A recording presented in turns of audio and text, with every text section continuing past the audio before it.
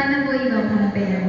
Kasi po, talagang iba po talaga yung buhay sa Malabon kumpara dito. Dahil sa Malabon, dahil nga po crowded, gano'n, sa tunay kami ay hindi naman totally squatter area, pero malapit po kami doon.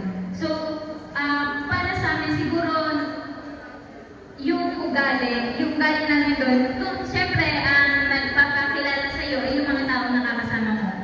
Kung doon po kami banda nakatira, malaki yung tendency na ma-adapt namin yung ganoong pamumuhay, ganoong pagsasalita. So dito masyadong mababait yung mga tao po dito.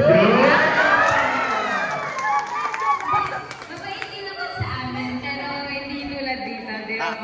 At dito din, nandoon yung parang presko, yung sa lugar po nun ang presko, tapos yung mga tao na talagang nandoon yung pagiging bukas nila sa akin para tanggapin. Kasi syempre dahil sa Manila po, dahil nga crowded masyadong ang iniisip yung kanilang trabaho, busy sa kanilang buhay. Kaya mahirap para po doon. Pero masaya naman po dahil doon naman po kami galing.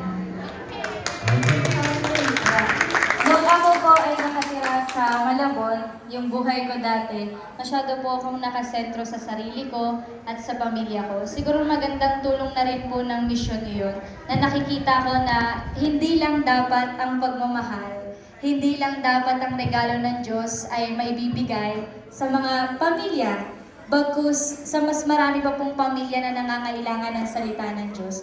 Doon ko po nakita na sa misyon, sa pagbabahagi ng salita ng Diyos, marami pa pong pamilya na mas siguro mahirap yung kalagayan kesa sa amin. Tapos nakikita ko po yung kasiyahan, kakontentuhan sa buhay nila. Samantalang doon sa bahay, ang lagi ko talagang iniisip paano ko may aahon yung pamilya ko, paano ako makakatulong sa aking nanay, paano ko mapapagtapos ang mga kapatid ko sa pag-aaral.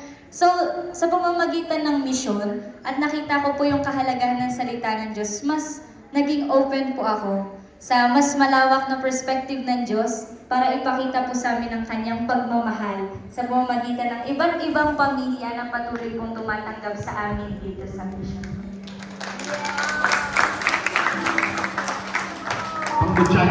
Pangkutsa ng Pilipinas, ang mga sagot.